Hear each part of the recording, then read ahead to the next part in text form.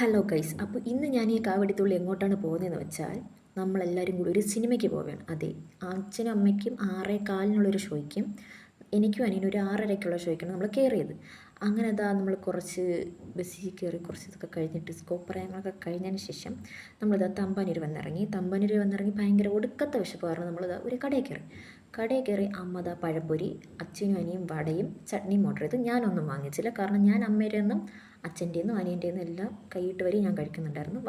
വടയല്ല, sorry, പഴംപൊരി നല്ല taste ഉണ്ടായിരുന്നു, നല്ല നല്ല ടേസ്റ്റ് ഉണ്ടായിരുന്നു. പക്ഷേ ഈ വട ഉണ്ടല്ലോ, വട എനിക്ക് അത്ര ഇഷ്ടപ്പെട്ടില്ല. എന്താണെന്ന് വെച്ചാൽ ഇഷ്ടപ്പെട്ടില്ല എന്നല്ല, ഇഷ്ടപ്പെട്ടു, ലൈക്ക് ഓക്കെ ഓക്കെ ആയിരുന്നു. ഈ വിശന്ന പുല്ലും തിന്നുമല്ലോ, സോ ഞാനും കഴിച്ചു.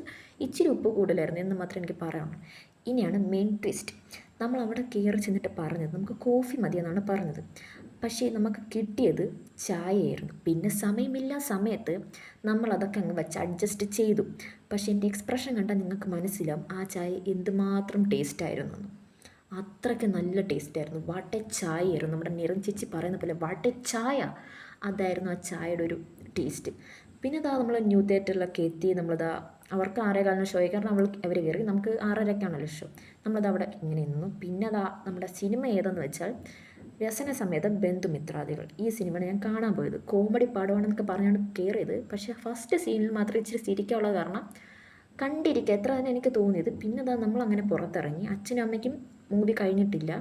സോ നമ്മൾ ഞാനും അനിയനും കൂടി അച്ഛനും അമ്മയും കൂടി വെയിറ്റ് ചെയ്ത് നമ്മൾ വെളിയിലിരുന്ന സമയത്ത് നല്ല ഒടുക്കത്തെ മഴയായിരുന്നു.